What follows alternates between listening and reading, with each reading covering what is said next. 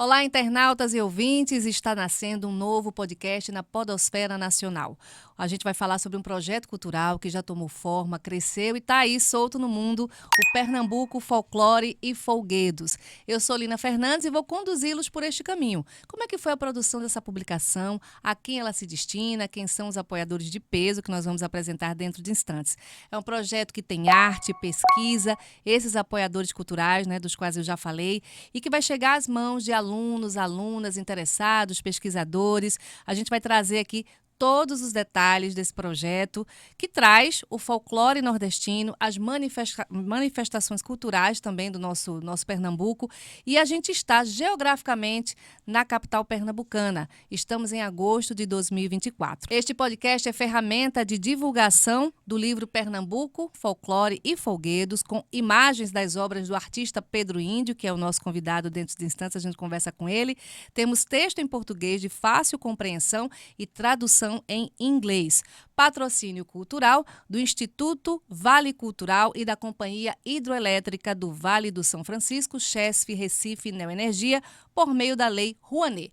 Um projeto da ADCE, Produção Cultural, editado pela editora Mirada. A edição de 1.000 exemplares vai ser distribuída em 5 cidades de Pernambuco, além de Belém, no estado do Pará, e de São Luís, no estado do Maranhão.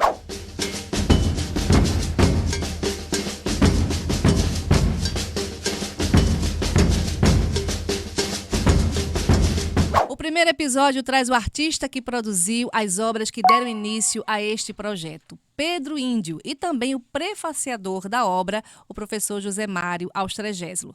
Carlos Alberto de Souza, artisticamente conhecido como Pedro Índio, descendente dos funiões de Águas Belas, no sertão pernambucano, adotou e foi adotado por Olinda. Olinda é a cidade que fica ao lado aqui do Recife, são 2 cidades irmãs, e o Pedro, ele é escultor, pintor, ilustrador, cantor, compositor e violonista.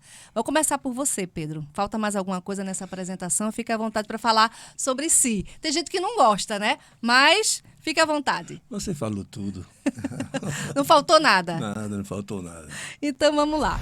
Pedro, os seus quadros com essas festas, com as pessoas, com as manifestações culturais, eles são, na verdade, o ponto de partida para o livro Pernambuco, Folclore e Folguedos. Só para explicar a quem nos assiste e a quem nos ouve, você não ilustrou o livro a partir do texto, foi com um movimento contrário, a partir da sua obra que nasceu esse livro. Isso mesmo. Fala pra gente como é que você se sente com essa experiência. Eu ia para exposição, muitas exposições de arte. Aí via os pintores fazendo exposição, todo mundo.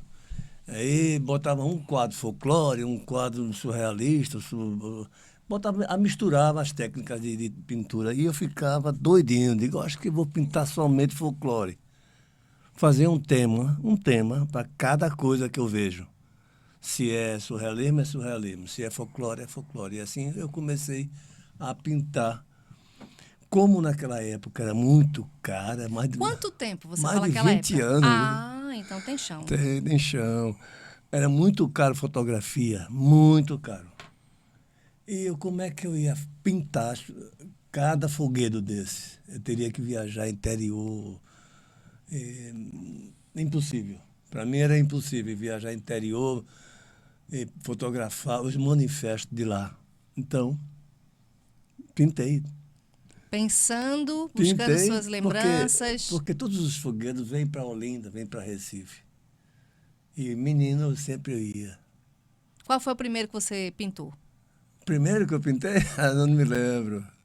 Mas está no livro. Tá no livro, mas eu não me lembro. Não me lembro, não. Eu pintei todos os folguedos. Eu acho que não sobrou nenhum, não. Eu pintei até coisas que não achava, que eu ficava em dúvida. Será que uma procissão católica é folguedo? Serenata. Serenata. Será que um candomblé é folguedo? É.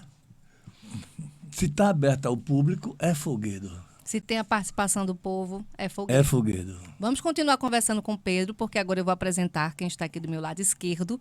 Aqui em Pernambuco, o professor José Mário Austregésilo, ele é uma referência no teatro, na literatura, na TV e também no rádio. Poderia aqui falar bem muito das suas experiências profissionais. Ele que é ator, radialista, jornalista, professor da Universidade Federal de Pernambuco, mas eu quero destacar que ele prefaciou o livro. Tecnicamente, o prefácio é uma apresentação e dá para o leitor esse contexto por onde ele vai caminhar, dá nele a vontade de seguir adiante depois do prefácio, né? Tem a apresentação, tem tudo mais. Fala pra gente, né? De onde vem essa sua ligação com o Pedro Índio? Como é que foi fazer esse trabalho, professor? Seja bem-vindo. Vem de longas datas. Não pergunte as datas, porque Não pergunte o eu ano. também.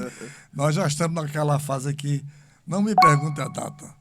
Mas nós temos uma ligação muito grande, não só eu gravei programas porque Pedro Índio, além de ser esse artista plástico, é escultor, é compositor e cantor. É multi.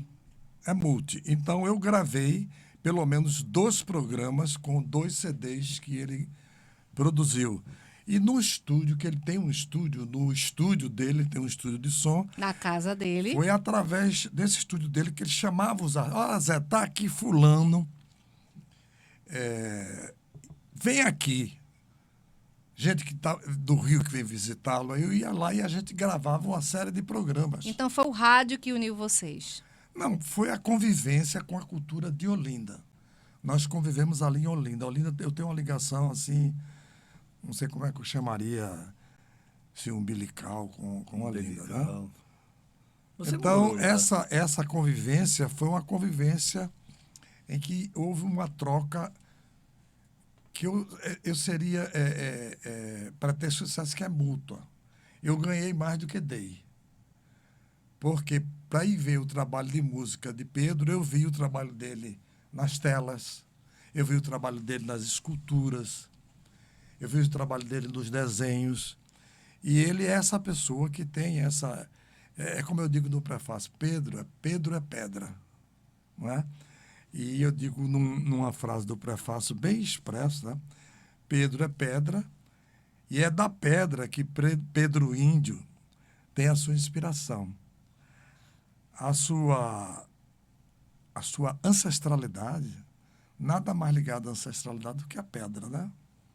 Ligada ao povo indígena, está presente no que ele diz e no que ele faz. Então, por aí, a gente foi tratando essa nossa relação de amizade e de produção conjunta. Ele tem uma qualidade que eu me arvoro a ter também, que é ser médium. Médium no sentido de ser um meio para que as pessoas se expressem. Ele não só trata das obras dele. Quando chega um artista na casa dele, seja de que área for, principalmente quando está ligado à música, ele diz, você precisa conhecer fulano, está aqui, vem cá. Então, foi daí que a gente foi desenvolvendo ao longo de anos. Mas prefaciar a obra de um amigo é mais fácil ou é mais complexo? Quando chegou na minha mão, eu disse, olha, isso chegou como trabalho. Eu fui contratado para fazer esse trabalho. Eu digo que eu estou ganhando um presente. Escrever já foi o pagamento de fazer isso, porque quando eu comecei a ver a obra, eu me lembrei imediatamente de uma outra obra que ele ilustrou. Aí ele ilustrou, que foi o Natal Pernambucano, também de Antônio Campos. Também que está no livro também, já a gente vai falar dele. Então, veja, no Natal, quando eu fui vendo aquelas ilustrações que chegou primeiro a mim chegaram as... Via internet, alguém me mandou, eu até mandei para eles. Isso eu fiz, não sei quantos anos. Você vê o traço. Pedro Índio é um artista que tem luz própria. Então, o que ele fizer, se ele fosse ilustrar o livro, não seria diferente de ter escolhido as obras dele. Ele não trairia, eu tenho certeza, como eu vi no Natal Pernambucano, ele não trairia a estrutura da sua arte. Ele é fiel àquilo que ele acredita, nos seus traços, na sua ligação com tudo isso que a gente viu agora aqui. Né? Esse livro vem horizontalizado, no sentido da arte popular, né? Dos folguedos, e vem verticalizado, porque não basta só você falar disso, porque existe isso, existe isso. Aí cada coisa é verticalizada. O livro é muito útil em diversos sentidos. E a questão dele já vir traduzido para o inglês Amplia, né? amplia não só para quem quer ler inglês. Hoje as crianças nas escolas já podem praticar o inglês lendo o livro e vendo a tradução. Então é uma obra que, para mim... Vai ser transformado em revista também. Ah, também Então tem isso é uma coisa muito a importante, mais. né? Eu digo também no prefácio que essa arte de Pedro Índio, que já é a segunda vez que ela se encontra com a arte do escritor Antônio Campos, né? Que tem um texto muito objetivo, porque se fosse pegar cada coisa dessa e fosse ir muito longe, Detalhar, esmiuçar, é viraria verdade. uma enciclopédia. Então é importante que você já motive a... E o próprio, quando você vê as pinturas, você já identifica o que é aquilo ali. Né? Você já vê a participação, você vê um flabelo, né? Um estandarte, você vê dentro dessas manifestações os instrumentos, os elementos, você já compreende. E aí o texto, ele traz esses detalhes. Eu admiro muito a arte da síntese. Por exemplo, eu escrevi uma dissertação sobre Luiz Gonzaga, de 300 páginas, para o mestrado da Universidade Federal de Pernambuco, que Chico Bezerra Sim, nosso escreveu amigo numa querido. música. O que eu quis dizer em 300 páginas está numa música de Chico Bezerra chamado Luar, Lua Sertão, Lua isso, Lua aquilo. Então ele pegou os aspectos, esse poder da síntese. Focando agora na arte do nosso Pedro Índio, você fazer eu acho que se ele ilustrasse, não seria diferente. Ainda bem que está eu acho que aprofundou aquela ilustração feita no passado para o Natal Pernambucano, para essa obra agora, porque se você olha a pintura, ela é uma síntese. Não pense que você vai, ótimo, está ótimo. Você tem que olhar e ir para um outro patamar e ver. É a mesma coisa de você ouvir e escutar. São coisas distintas, né? Assim, Você escutar, você apura o ouvir. Eu posso lhe ouvir e não lhe escutar. Sabe daquelas pessoas que você conversa com ela e fica assim, aham. Tá lá viajando. Ela está em outro lugar, ela está lhe ouvindo, mas não está lhe escutando. ô Zé, eu procurei jornalistas, procurei muitos poetas para escrever sobre o que eu tinha pintado. Eu tinha uma coleção, 20 e poucos quadros na época, agora parece que é 35. 35 o livro, telas, né? Sim. Que ainda cabe mais ainda, né? Na vida Então podemos moderna. ter um segundo livro, né?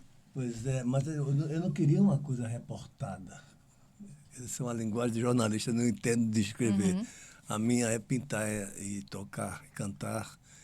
Eu não queria uma coisa reportada. Tanto é que eu falei com o Antônio de Campos, meu irmão. Primeiro ele fez reportado. Eu disse, mas não quero assim. E esses reportados se transformaram em cartões. Cartões postais. Sei. A gente faça uma coisa histórica, meu irmão, de onde nasceu de cada fogueiro, de onde nasceu o maracatu, como nasceu o maracatu, como nasceu cada evento desse. Tem uma história bonita pra caramba. Que quem lê o livro vai saber de tudo isso. Pois é, eu digo, vá fundo, pesquise. A gente está falando aqui dos quadros, né? São 35, como já foi dito por Pedro e por professor Zé Mário. Eles são ricos nessa expressão, nessa manifestação cultural do nosso povo, da nossa região, da nossa terra. Tem festividades, tem lugares, tem personagens, né? Então, eu encontrei aqui, coloquei aqui, tem um catador de caranguejo, olaria, fandango, candomblé, boneco gigante do nosso carnaval. Quando foi que Pedro se deu conta que já tinha um bom acervo e o que fazer com aquele material? A ideia do livro, ela surgiu quando você se deparou com a quantidade, disse assim, caramba, eu tenho aqui uma série, Isso eu mesmo. posso transformar isso em outra coisa? Foi assim, Pedro? Foi assim. Isso mesmo. eu pintei e juntei para fazer uma exposição. No final eu pensei, por que isso não ser um livro, ilustrar um livro? Como é que eu vou fazer esse livro? Por isso que eu procurei uma amiga jornalista, ela não topou. Porque era muito, escrevi demais. Era muita pesquisa que ela tinha que fazer. Procurei escritores, ninguém topou. Uhum. E esse doido, ele não topou, no começo não topou, não. Mas o que é que o convenceu? Mas ele vivia tanto na minha casa que eu convenci o cara, sabe? Ele vivia muito na minha casa, muito, muito. Todo final de semana ele estava lá, eu digo, ô velho, escreve sobre isso aqui. Faz isso, por favor, para mim, para nós, né? Uhum. Para nós. Porque tem tanta coisa boa que não tem registro, né, Zé Mário? É. Tanta coisa, tantas pessoas, Não tantas tem. obras. Por exemplo, a palavra, vocês que conhecem mais de palavras, capoeira vem de onde? A origem da palavra capoeira. A origem da palavra maracatu. Isso tá, Tem no livro. eu mandei ele procurar isso, botar isso. A origem da palavra capoeira é tupi. A origem da palavra maracatu é tupi. Então tem essas coisas que ninguém sabe. Nem os próprios lutadores de capoeira sabem que a palavra é de origem indígena. E está no livro. Professor Zé Mário, todo podcast ele serve para aprofundar uma temática, um assunto, né? E até para ser didático, às vezes, em alguns casos.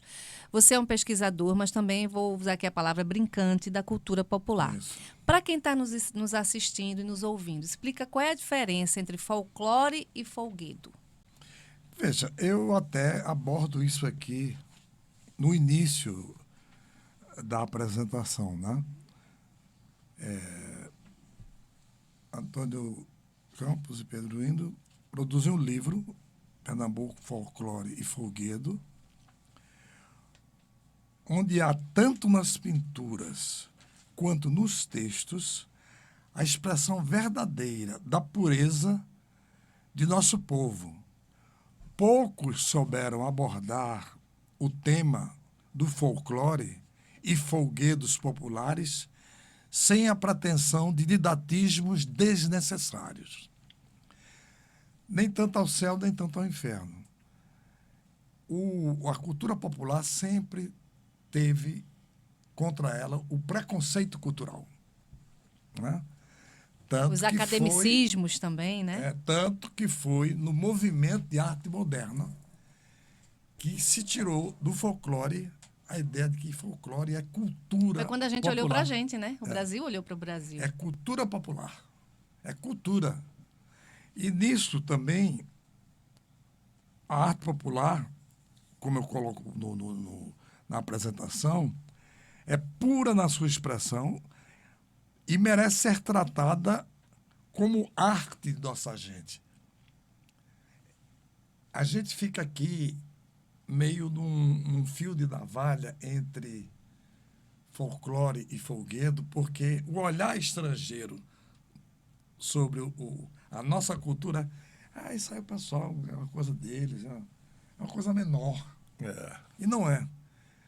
Se você olhar tanto na pintura de Pedro Lindo, nas obras dele, você vê que ali tem os folguedos, folclore, a cultura popular tratada como arte, elevada ao patamar que ela merece. Não é aquela coisa, pelo amor de Deus, eu sou artista. Eu tenho muito, uma das minhas lutas durante a minha vida toda na comunicação, na cultura, tem sido que os nossos artistas tenham a sua independência, tenham a sua capacidade de dizer, eu sou artista, não preciso que ninguém diga que eu sou. Eu me reconheço como artista, né? Eu tenho esse valor. Eu nasci artista. Eu nasci artista. Eu sou artista. Entende? Não é preciso que alguém venha dizer, olha, isso aí é... Aí vem Isso é uma obra? Uma cara do... Porque isso está ligado à nossa história. As primeiras expedições holandesas, alemães, ao Brasil, a pintar os índios. As paisagens. Tem seu povo. valor de registro, mas E a arte de quem está sendo retratado? Né? Uhum. Hoje isso se Arte está sendo retratado. está sendo transgredido. Hoje quem está contando a sua história e falando a sua arte é o próprio artista. Não precisa que ninguém venha dizer, olha, aquilo ali é do popular. Quando ele usa o popular, ele põe entre aspas. O popular é que vem de povo, vem de ancestralidade. A nossa ancestralidade vem da cultura do povo. E que durante muito tempo, foi tratado como uma coisa menor. Então, eu não sou nenhum conservador. Eu tenho essa qualidade, se alguém me permite me Você é elogiar. transgressor. Transgressor. Eu vou dar um exemplo muito simples aqui. Gostei. Talvez eu fuja um pouco da temática objetiva aqui, mas que serve para ilustrar. Quando eu comecei a trabalhar a minha dissertação sobre os Gonzaga, eu entrei em contato com uma área chamada estudos culturais. E dentro de estudos culturais, tem uma coisa chamada tradução. A tradução não é nada mais do que o transporte. Você lê e você refaz. Nada pode ser definitivo. Eu digo aqui no final, tem um parágrafo aqui que eu acho que está luminoso sobre isso. Nada é definitivo. Pedro não vai parar nunca, ele vai sempre reler o que ele fez e fazer novas coisas. Quando eu estou falando sobre isso, eu falo sobre o grande embate, que chegou a ser histórico, entre Chico Science e Ariano Suassuna. Quando eu vou falar sobre isso, eu digo logo, pelo amor de Deus, eu quero dizer logo que eu gosto Dos da dois. tradução de Ariano Suassuna. Ou seja, a visão armorial da cultura popular. Mas eu gosto também da tradução de Chico Science. Já foi aquela história, um pé em Pernambuco e o outro no futuro. Então, cada pessoa tem o direito de fazer a tradução como ele enxerga. Se tiver qualidade, pode ser erudita, pode ser popular, pode ser um misto disso, entende? Tá valendo. Nós não temos que ter essa coisa desse conservadorismo. Não, porque Ariano dizia que a música que entra a guitarra não presta. Uhum. Então o Chico Sainz faz maracatu com guitarra, Ele dizia isso. dizia. Mas se um A Chico diferença- Sainz se apropria desse armorial e transforma isso, renova. Não, o Chico não ligou para o armorial. Não, eu Pegou sei, mas a tô mesma falando. coisa que o armorial pegou e deu a versão, a tradução que ele vinha dando às músicas do movimento mangue. Já existia, Ele né? toca o maracatu, ele Caranguejo toca a Sá, ciranda, Olho Gordo, ele Raimundo. toca a ciranda, toca tudo isso a um estilo que, inclusive, transgride a própria música. A música andou muito com o movimento mangue.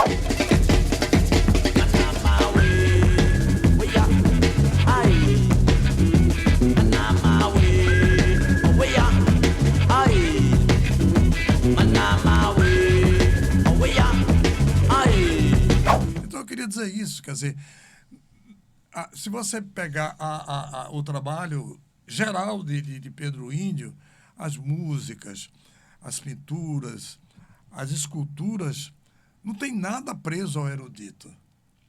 Agora, são arte da melhor qualidade. Você vê uma escultura, você vê que o traço está lá no quadro. Tem vários quadros dele, na casa dele, que eu me lembro, sobre esses folguedos. Mas não puramente para fazer uma fotografia do folguedo. Até para fazer uma fotografia, foi bom falar nisso, você tem que ser um chirumba murim. É, Quando o chirumba fotografa o maracatu, um toinho. é outra história. É o olhar, a leitura do fotógrafo. Ali é que é uma síntese danada, viu? Capacidade de síntese da fotografia E é às muito vezes grande. capturar o movimento, né? É isso aí. Eu me lembro muito de uma foto dele que eu comprei até para mim, eu tenho em casa, que são 3 caboclos de maracatu, não estão nem de frente, estão de costa. Eles estão indo embora do canavial. Aquilo diz tudo. O vento, A palha da cana. tudo. Então, o eu acho surrão. que a gente está num momento muito rico, né? De pegar um tema, folclore e foguedos, que tem uma tendência a ser conservador e dando uma leitura nova. Manifesto Popular. Com o texto do escritor e poeta, que ele é poeta também, né? É ensaísta Antônio também, Campos, né? Crítico literário né? também. É uma pessoa de um rigor com o que faz, com o que escreve, né? Que eu digo aqui, inclusive no início, que é difícil separar nessa obra o que há de mais puro sobre a arte do nosso povo. Juntam-se as mãos de Pedro Índio e as do poeta e escritor Antônio Campos e produzem esse livro, Pernambuco, Folclore e Folguedo, onde há, tanto nas pinturas quanto nos textos, a expressão verdadeira da pureza do nosso povo. Poucos souberam abordar esse tema do folclore e dos folguedos populares sem a pretensão de didatismos. É que não é um livro didático, que é um livro de arte. Vamos falar um pouquinho mais sobre os processos criativos de Pedro Índio, né? Você vive num bairro que é o Bom Sucesso, lá em Olinda, ali no sítio histórico, uma cidade onde se vive o carnaval, que é o mais intenso do Brasil, e eu vou defender a minha cidade, porque eu também sou de lá. Carnaval de chão, carnaval de rua, patrimônio cultural da humanidade pela Unesco, sim, estou fazendo propaganda. E Olinda é uma cidade onde muitos artistas também moraram e ainda moram, né? Então eu vou lembrar aqui do nosso saudoso Bajado, da Tereza Costa Rego, do Giuseppe Baccaro, ali na Todos subida do conheci. monte, José Cláudio, só para citar alguns. No que Olinda te inspira a criar, Pedro? Olinda. Ela só, você abre a Olinda. janela, já você vê o povo passando, já é inspiração. Ave Maria, morou em Olinda contamina-se com arte. Você mora lá desde quando? Desde que ano? Desde que nasci. Desde que nasceu? É, criança. Entendi. Eu vivi na casa da minha avó e minha avó era patrocinadora na época, sem patrocínio, Sim. do Elefante. Eita, e meu avô era do Vassourinhas. Vassourinha, É, por isso que eu do conheço a Caninho. Dimar, mas o pessoal todo. E o Elefante não tinha. Você lembra de uma história que é o livro de ouro, né? Que é para conseguir dinheiro, as pessoas É, o livro de assinam, ouro, é. dá um dinheirinho e aí Eu bota a pegava o livro de agremiação ouro, na era rua. Vocês uma coisa que eu digo com muito prazer, porque, de certa forma, as pessoas têm um certo receio de revelar a sua idade. Mas vocês acreditam que eu já fui do Recife para Olinda com a minha avó? A avó tem essa coisa, né? Minha avó morava em Olinda. E eu, com o primeiro neto, eu fui de bonde. E o terminar o Farol. Essa música de Capiba, quem vai para Farol é o bonde de Bonde de Olinda. Olinda. Eu já fiz Quem essa vai pra viagem Olinda sou maravilhosa. eu. Eu fui do colo do meu pai. De É? bonde até Olinda. Então, Olinda tem esse... É melhor não explicar a Olinda, sabe? A Olinda não merece explicação. Só vivenciar, né? Olinda, tem até uma Olinda é uma música, uma cidade para se poesia. viver. Olinda não se explica, não sei o que lá. Olinda. De como é que é? Assim, tem uma palavra assim. Algum Olinda da nossa é para plateia se aqui. viver, não é Carlos para. Fena Filho. Eu não digo, é lá que eu moro, é de Pronto, lá que eu é vejo. isso aí. Pronto, aí É achamos. isso aí. Carlos. O Alceu Valença, quando eu era adolescente, ele disse assim, eu nasci na cidade de São Bento do São Bento do Una. Una pela primeira vez, mas a segunda vez foi quando eu estive em Olinda e vi o mar. Foi. E ele, depois, né, tem casa e tudo mais, a gente já Terra conhece do a meu história pai. toda, né? É lá também? É lá que eu moro, é lá que eu vejo. Eu vou explicar Olinda, vou escrever um livro sobre Olinda. Eu me perdi em Vai para lá, Olinda. vai morar lá. Vai Você lá se para o perdia Alto da nas Sé, ruas? vai comer a tapioca. Isso. As ruas são iguais. Sim. São Né, o semelhantes. casario, Eu vou contar né? uma história aqui que vai São ser, eu acho que gêmeas. vai dar um tom. Agora vamos fazer um momento ode a Olinda. Um ódio, é um ódio humorístico. J. Miquiles, Sim. é um Compositor. grande compositor de frevo. Ele me contou, entre outras histórias dele, né? J. Miquiles disse que ele foi casado 2 vezes. A primeira mulher dele é uma pessoa maravilhosa, Birosa. Pai da Michele e do César. É isso? Michele Michele então, da Mirosa Assunção. acordou Miquiles. Miquiles acorda. Que é, Mirosa? Tu fosse para Olinda onde tu fosse, Miquiles? Fui não, Mirosa. Tu fosse, Miquiles, para Olinda. Fui não, Mirosa. E essas tapioca coladas aqui do pé do teu sapato, de onde veio? Denunciou. A goma ficou lá. A goma ficou lá. Então, é melhor dizer que foi, né? Ai, meu Deus do Professor céu. José Mário, no que uma publicação desta natureza, Pernambuco, Folclore e Folguedos, não só para a educação de crianças e de jovens, mas a importância dela para o pertencimento desse público que vai ter essa obra na mão, né, em relação ao Nordeste. Olha, eu digo aqui, no final já do prefácio, um texto que vai se encaixar disso aí. Essa arte que vem desse livro, Pernambuco, Folclore e Folguedos, reflete o Brasil múltiplo de gente que expressa seus sentimentos em música, dança, modos, fazeres, costumes, sempre com o tom da arte, e na arte nada pode ser absolutamente considerado terminado. Trata-se de um mundo aberto à imaginação. Quem olha uma tela, uma escultura, qualquer tipo de expressão, um folguedo, inclusive a música produzida por esse artista, Pedro Índio, jamais verá o mesmo. Jamais verá o mesmo.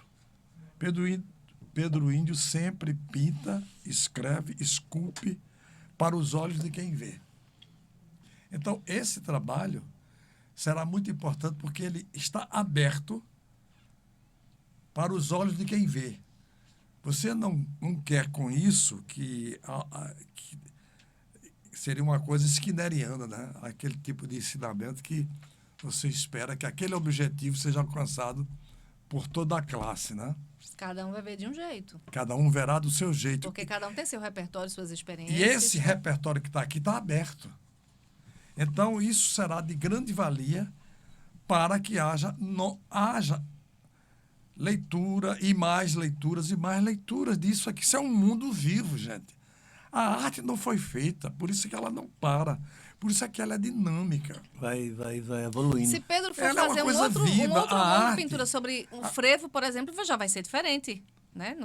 Falando sobre o frevo. Não, se você for pintar um novo quadro sobre o frevo, já não vai ser esse que está aqui no livro, já vai ser outra coisa. Outra coisa. E a Eu vou dar temática outro mesmo. exemplo pai aqui tocou em engraçado, Olinda. porque eu vou fazer uma fofoca.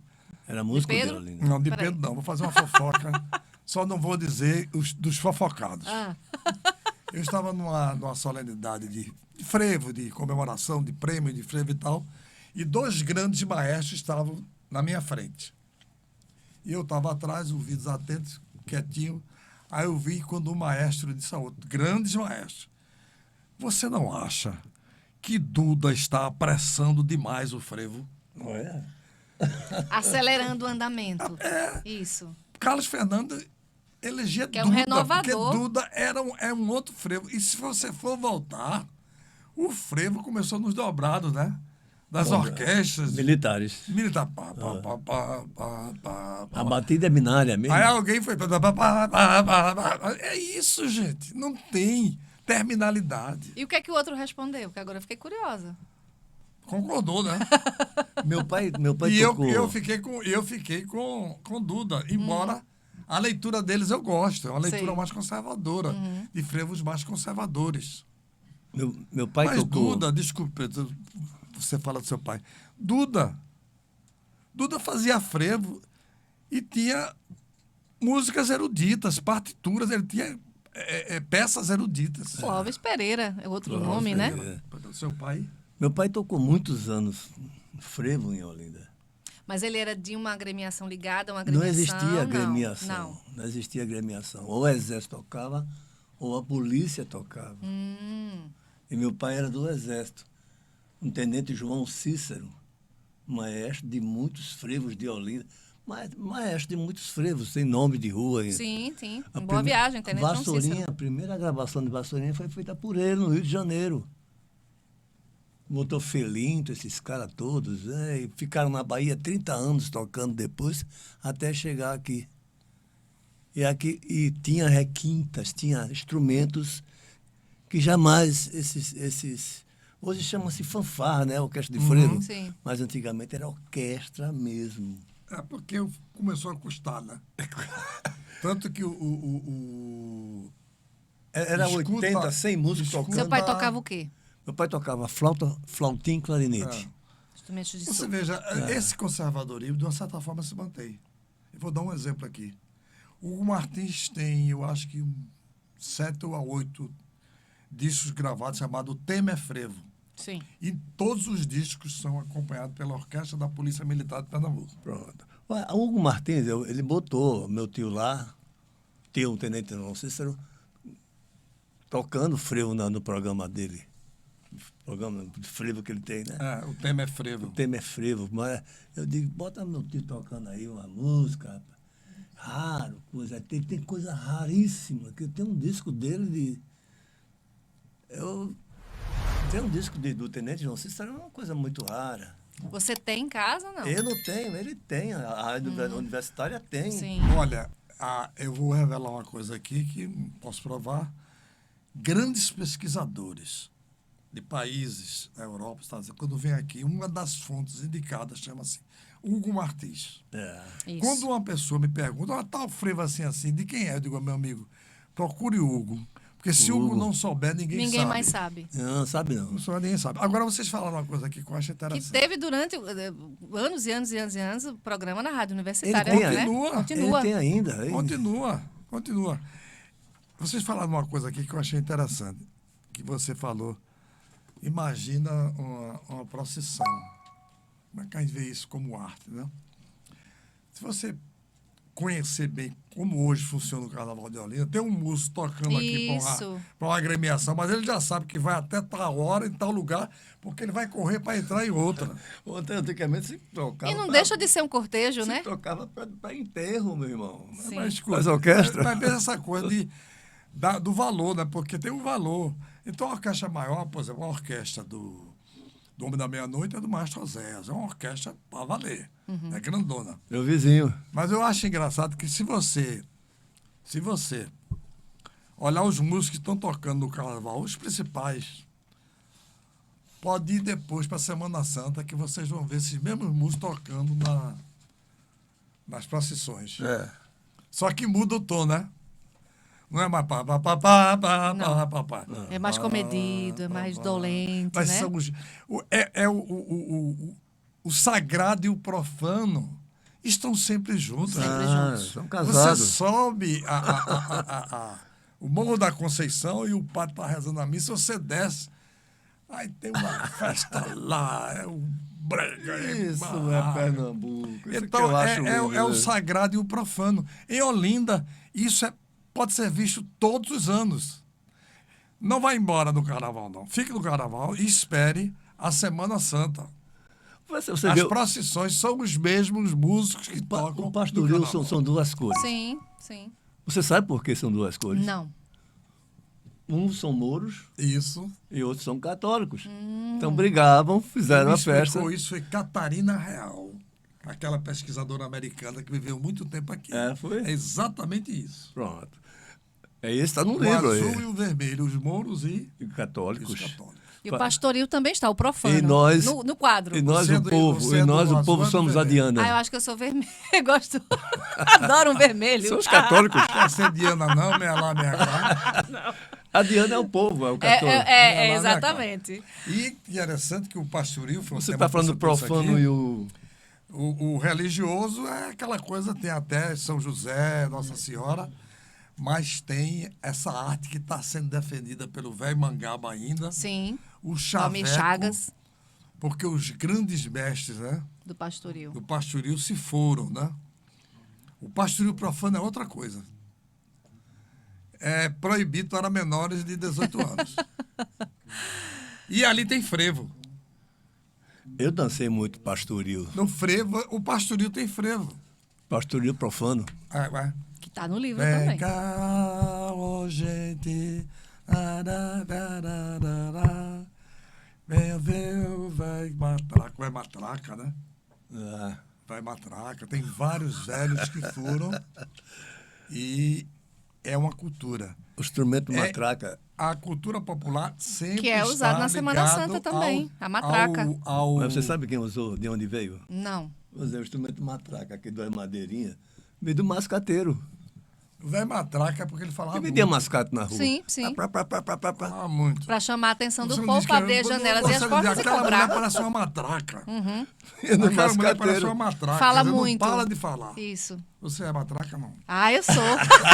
Por isso que eu vim pra cá.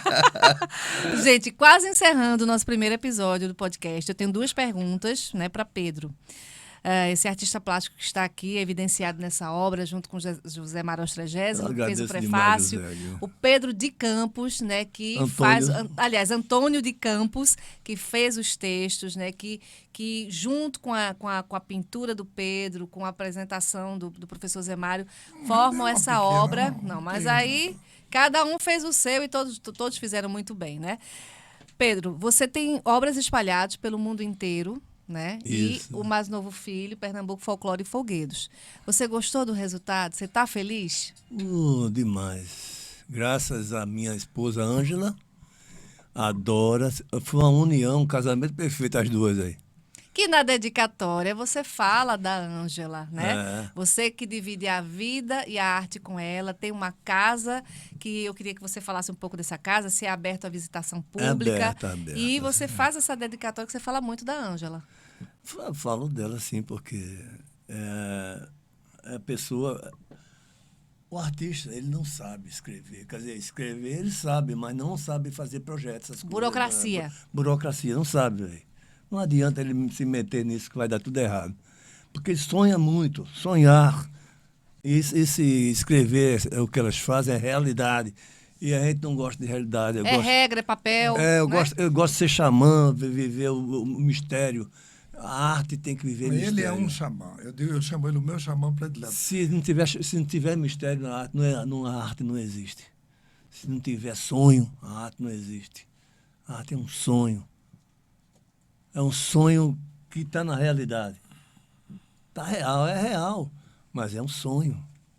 Tudo é um sonho. Não é verdade? É verdade. O artista sabe pintar isso. O que ele está querendo dizer, eu chamo para mim. Eu, por exemplo, se eu tiver que fazer alguma coisa, uma peça de teatro, um show, qualquer coisa, pelo amor de Deus, não peça para fazer o projeto. Pedro tem... Ângela. Ângela formata as coisas dele e canta. E também canta, faz parte da Ela banda virá dele. no segundo episódio. Professor Zé Mário, Senhora. falar de folclore e de folguedos para essa geração que é nascida e criada na tecnologia é um desafio? Mas a tecnologia não é nada mais, nada menos do que um meio. Eu não tenho medo de tecnologia. Né? Eu apenas sou alfabetizado nessa nova tecnologia. A minha filha, Clara, que está aqui assistindo essa gravação, muitas vezes eu recorro a ela porque eu não sei mais, o celular travou. Eu pedi a ela, por exemplo, para fazer eu queria tirar do celular para imprimir um negócio, eu não sei fazer. Perguntaram se ela gosta de livros, Zé. Você gosta de quê? Livro. Tem. Ela Então, tem. uma coisa boa, né? Olha, veja, ela tem 2 tarefas recentemente passadas para ela ler 2 livros. Eu disse, eu quero ler com você, que é Dom Quixote, de Miguel de Cervantes. Isso é uma obra maravilhosa. Aliás, nós artistas somos Dom Quixote e cada um tem seu Sancho Panza, que lhe ajuda aí.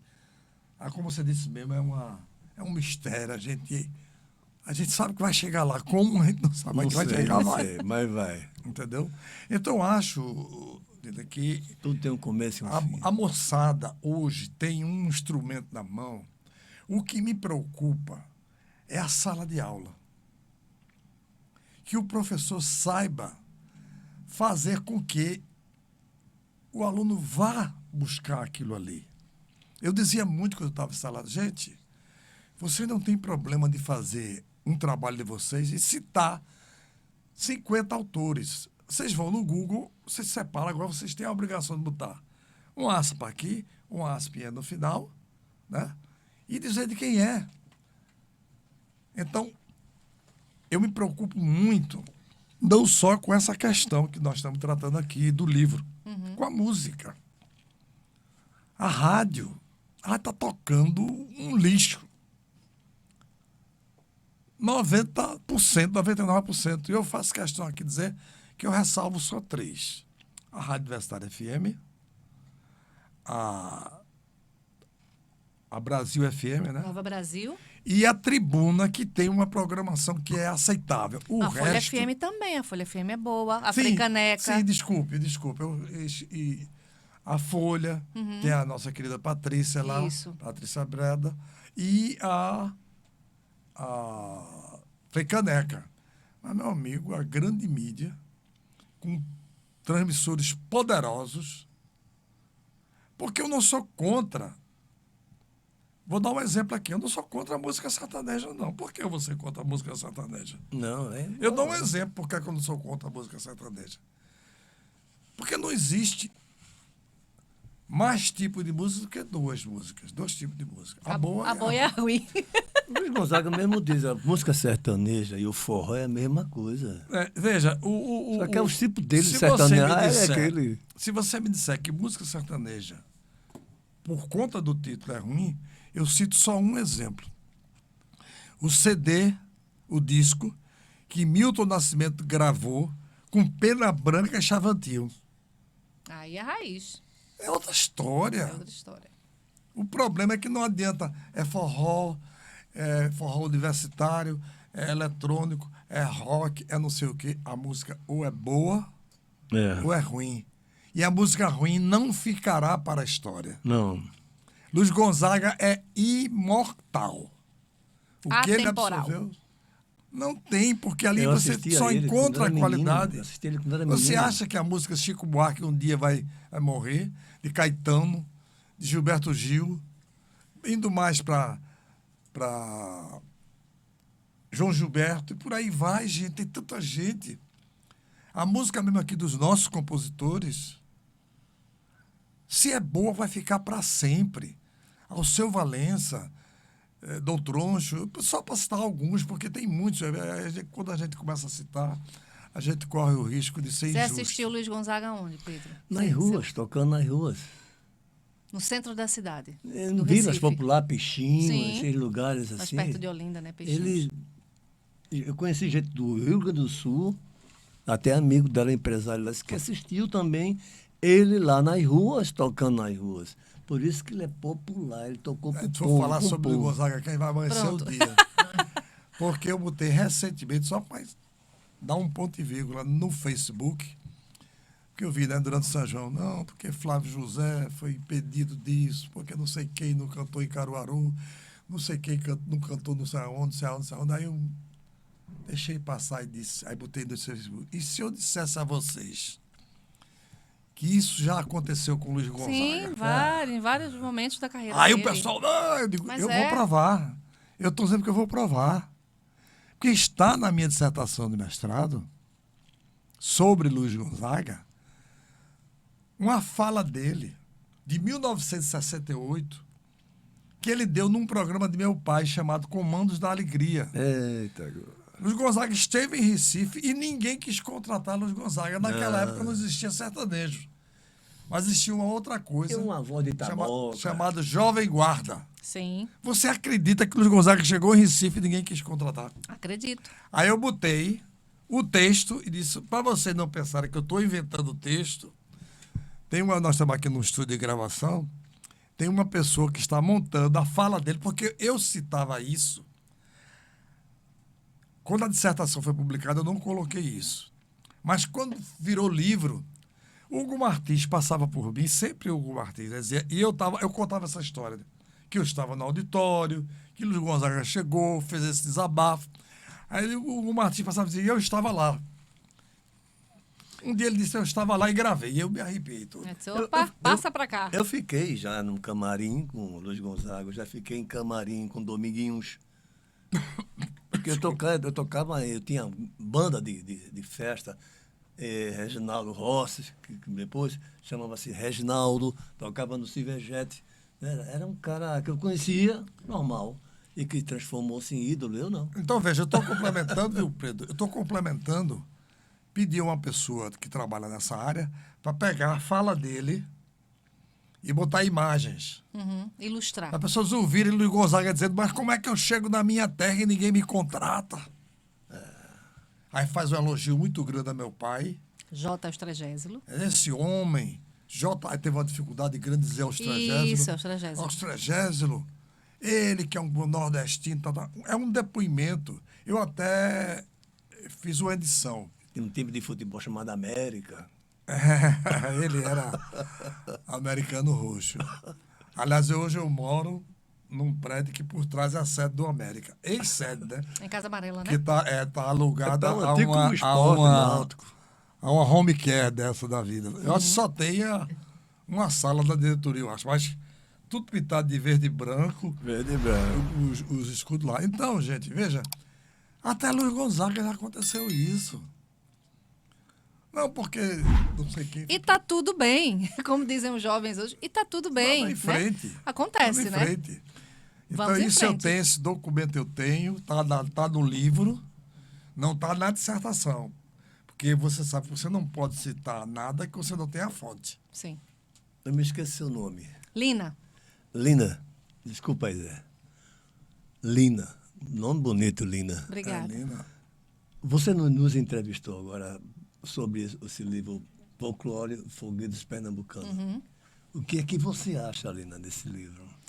Eu acho que ele é uma fonte muito potente daquilo que a gente vivencia, né? Eu vi coisas que o amolador, né? Que da minha infância, Você via né? isso? O amolador de facas, o homem que fazia o algodão E ele doce, tocava música, né? né? Tinha né? Um apito, Realejo. feito um realejo, É um exatamente, realejo. exatamente. Então, assim, foi um reencontro com algumas coisas que ou desapareceram no tempo, mas marcaram vidas e marcaram épocas, né?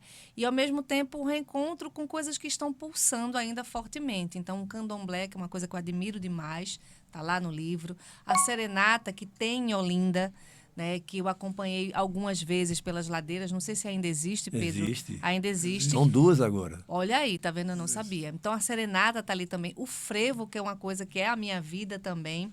E, principalmente, de fazer isso chegar para um público que talvez não alcance de forma palpável, né? Eu fiquei surpresa um dia desses quando eu soube de uma criança que não conhecia uma jaca, porque a jaca que ela consumia era uma jaca já tirada da fruta, Certo. colocada numa embalagem de plástico, conhece galinha né? viva. E ficou espantadíssima. Pato, porco. Então, assim, não é somente para esse público que não conhece, né? Aham. É para um público que também conhece e que vai reencontrar esses folguedos, esse folclore, mas principalmente de saber que isso existe e que existe no meu estado. Então, assim, eu me sinto mais, eu vou falar a palavra importante, de saber que eu pertenço a um lugar que tem muita riqueza e que, graças ao seu trabalho, a gente pôde, é uma arte, a sua arte é muito colorida, né, muito cheia de povo, né, muito viva e é uma beleza.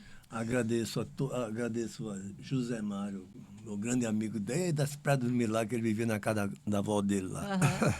Olha, eu não sei porque você é A do cordão Ângela, encarnado. Porque o quê? Você é do cordão encarnado. Porque eu adoro vermelho. Mas acontece que no seu nome tem azul. Ah, é? Lina, ao contrário, é anil. Ah, é verdade. Olha aí. Anil é azul. Então eu vou trocar. Você tem que pegar vermelho e escrever ao contrário.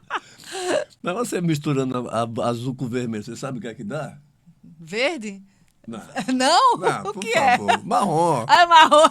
Não entendo nada de cores primárias. Mas, Pedro, prazer em conhecê-lo, né? Zé Mário é um amigo querido, foi meu professor na graduação. Saber que eu estou entre pessoas, né? Dora Dimenstein, que foi minha professora na Dora. pós-graduação. Ângela, que eu acabei de conhecer. Enfim, Tassiana, Evelise, todo mundo. Clara, que veio aqui também nos apoiar emocionalmente nesse momento. Muito feliz pelo nosso primeiro episódio, que acabou de sair.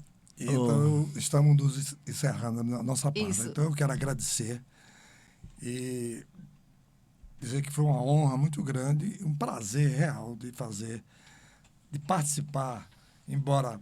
E eu acho que é uma coisa muito simples o que eu fiz, porque eu não quis ser prolixo, eu procurei sinteticamente falar da obra. E o que eu posso fazer é, quando o livro for lançado, através do instrumento que eu mais uso hoje, que é o rádio, eu farei divulgação do livro. Agradeço esse reencontro com você, Lina. A sua turma foi especial e você sabe que foi. 1989, Universidade Federal de Pernambuco. Ao meu irmão, o Xamã, meu xamã preferido, e a todos que participaram dessa luta. Transformar em realidade o que você diz, o que a gente quer, esse sonho que a gente pensa. Que você falou uma coisa que foi muito importante aí no final da sua fala. Você sentir que você pertence. E o grande salto do artista popular é sentir esse pertencimento. É uma sensação de pertencimento. Eu pertenço a isso. Por isso eu posso falar disso. E ninguém nos tira. Obrigado a todos. Pedro, muito obrigada mais uma vez. Obrigado. Olha, isso vai se transformar em revista. E espero que revista de bordo. Entendi. Para durante as viagens a gente se deliciar. E os alunos eu acho que vão enlouquecer dele. Que maravilha. Gente, terminando aqui o nosso primeiro episódio, né? Falar sobre folclore e folguedos pernambucanos nas salas de aula, nas ruas, nos grupos. O podcast Pernambuco, Folclore e Folguedos, tem edição de áudio de Admilson Rufino, aqui do Estúdio One. A apresentação e produção minha, Lina Fernandes, assessoria de imprensa de Ivelise Albuquerque. O livro Pernambuco Folclore e Folguedos tem patrocínio cultural do Instituto Vale Cultural e da Companhia Hidroelétrica do Vale do São Francisco, Chesf, Recife, Neoenergia, por meio da Lei Rouanet. Um projeto da ADCE Produção Cultural. O livro é editado pela editora Mirada. 1.000 exemplares vão ser distribuídos em 5 cidades pernambucanas, além da cidade do Belém, de Belém, lá no Pará, e de São Luís, no estado do Maranhão. A gente vai deixar aqui todos os canais por onde você vai escutar, vai assistir este primeiro episódio e dizer que no segundo episódio, a gente vai falar mais sobre essa produção cultural com 2 convidadas. Até o próximo encontro.